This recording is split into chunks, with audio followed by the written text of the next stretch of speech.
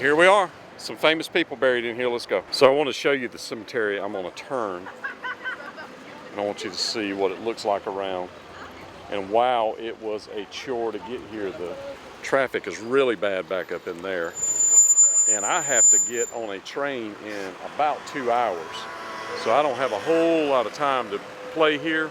I'm gonna try to get my there's 10 famous people in here, but only 3 of them are people that I think that all of us would know. So I'm gonna try to capture them while I'm here. Stay tuned, friends.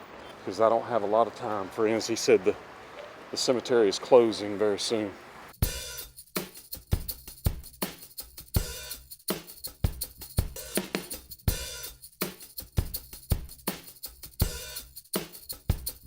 This reminds me of the Haunted Mansion at Disney. Very much.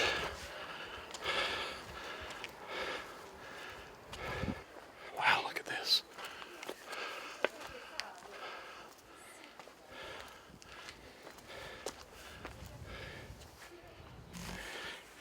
He's even got a flower.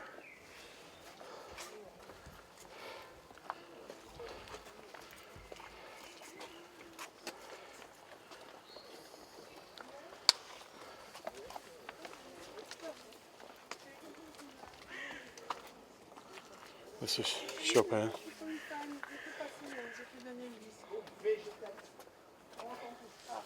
Excuse me. Oh, go ahead. Thank you. This is Chopin's grave, friends. 1849. I was really close, I thought. It's easy to pass because you don't know where. There's nothing really. Thank you so much. Yeah, it's right there. You see Ah, okay. So that's where all the people are up in here. Yeah. Thank you so much. You're welcome. Take picture of the streets. Pretty funny. Yes, indeed. Right there. Give me your. I'll make a picture of your sign. So there it is, friends. Jim Morrison is buried here, 1971. Yes. And this is what it looks like if you look around. It's kind of up in between a bunch of other graves. Oh, sorry. So you can see that it's in amongst all of these other graves, kind of in this area. So I'm not going to be able to get the other 2.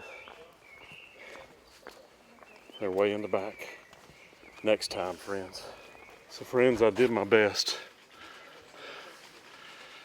I didn't get to Oscar Wilde, but just know that they are in this graveyard.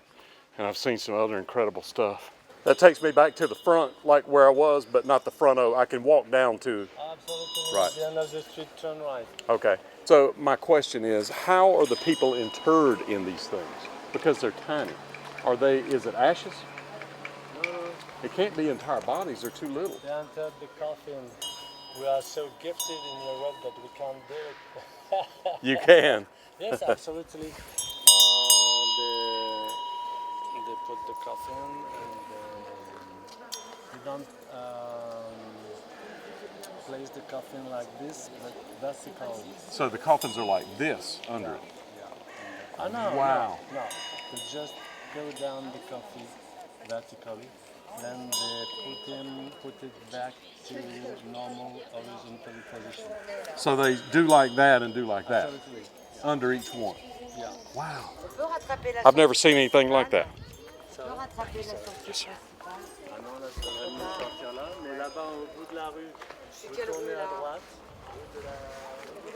So here it is, friends.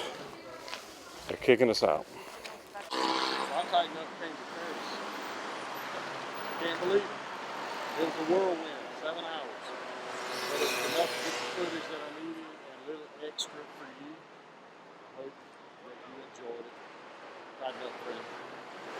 So friends, I bet you're wondering, I usually do Elvis videos. Now, just know I don't always only do Elvis videos. This video was more or less about where Jim Morrison was buried in Paris. But did you know that there's a tie between Jim Morrison and Elvis? Now, what could that tie possibly be?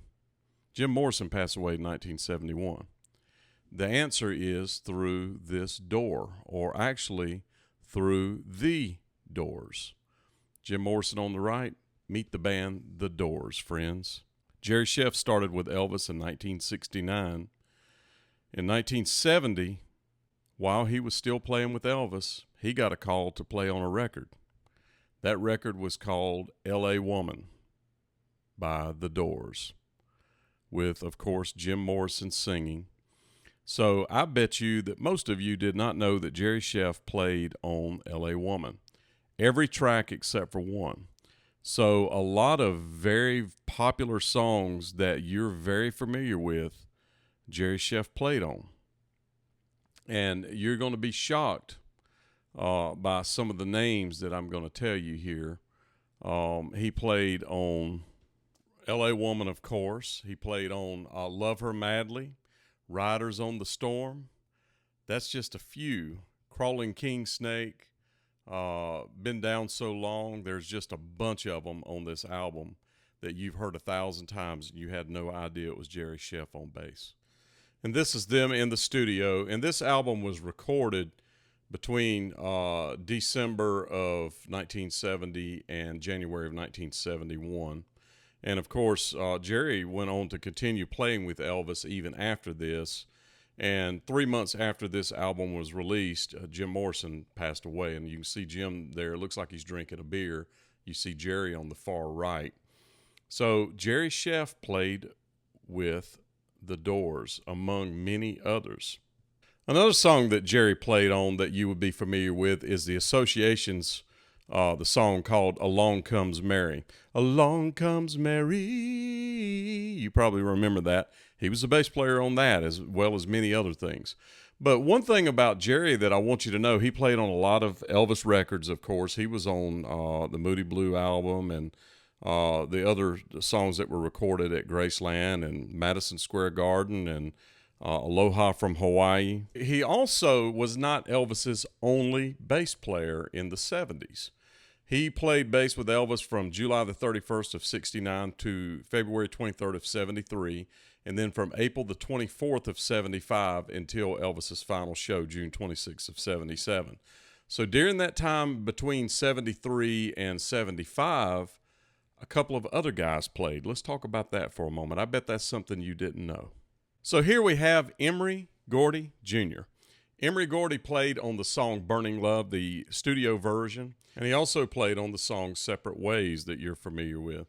And that was in 1972. Both of those were recorded, and then he went out with Elvis and worked on tour in 1973 for a short time.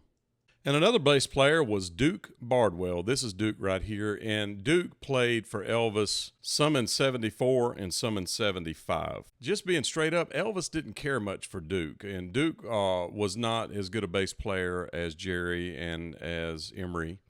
And so he struggled a little bit. And he tells a story where Elvis was very demeaning to him when he would miss something or not play something right. But in Tahoe, Elvis was not feeling well, and he actually was looking around for different people to do songs, and he had Duke take Charlie Hodges' guitar and mic and sing a song called Please Don't Bury Me. And you can find YouTube videos of Duke singing that, not with Elvis, but afterward. And this is a photo from that show with Duke playing Charlie's guitar and singing in his mic. The Colonel never talked to musicians, very rarely, and that night, Tom Diskin came to the dressing room and told Duke that the Colonel sent him a message that him singing and saying this little off-color thing at the end of the song was one of the funniest things he'd ever seen at an Elvis concert. And lastly, for Duke, in 1975, they were recording an album called the Today Sessions, and Duke played on all the tracks. The only one that made it, they hated his bass playing so much, they took him off of every single track except for the song Trouble. So when you hear that song, that is Duke playing. And he ended up in a FTD too, a live recording that made it. And other than that, there's no Duke Bardwell out there with Elvis. And in Duke's defense, he was really a guitar player and a singer-songwriter more so than he was a bass player. So that would explain it. Not that he can't play bass, but if you don't focus on it, it's not going to be your hottest thing, if you know what I mean. And a lot of you know that I played on a tour last year, and that's Bob Lanning on drums. That's Duke Bardwell on bass, and a couple of the other guys that play with that band for Arjan. And I took Duke's place last year in that group for a short period of time. And this is me in that group. You can see the same piano player, the same lead singer, and that's Bob Lanning. Bob played with Elvis in 1970 for around 70 shows, I believe is right, in 1970. So I kept some screenshots while we were over in Europe touring. Jerry lives in Sweden now, and he wrote on my Facebook, "I wish the tour much success, especially Bob Lanning," the guy I was just talking about. And he was making an argument that it probably should say some of Elvis's original musicians, and Arjan, the guy that arranged the tour, was saying that the original singer, that the Imperials were original. Basically, there's two original members. It was Jim Murray from the Imperials, and it was Bob Lanning that played with Elvis. And he told me that that's life in the big time. And I told Jerry it is a lot of fun, but exhausting too. But I know that you know, and I'm honored to be a part. Those are some big shoes to fill, though. And it was very nice of him to follow the tour and to weigh in on it. I was very honored. So this is an old school picture. On the left, James Burton, then Glenn D. Hardin, then Jerry Sheff and Ronnie Tutt. That's the fellas right there, friends. And some of those players changed here and there. Pretty much James Burton stayed, but the rest of the guys came and went a little bit. But Jerry went on to play with a lot of other people. This is him in later years. He played with Bobby Sherman, Johnny Mathis, Johnny Rivers, Neil Diamond, Nancy Sinatra, Pat Boone, Sammy Davis Jr., Bobby Vinton, the Monkees, the Everly Brothers, the Nitty Gritty Dirt Band, of course, the Doors. We talked about that. Bob Dylan, John Denver, Elvis Costello, to name a few. Just a ton of different things that he did. So quite successful as a bass player. And his son Jason was the bass player for Chicago from 1985 to 2016. So it runs in the family, friends. So now I think you know a little bit more about that Elvis puzzle. But I bet you had no idea that there was a tie between Jim Morrison and Elvis. Same musician, working for both of them at the same time. Amazing. Jerry Sheff tightened up and played for Jim Morrison and for Elvis.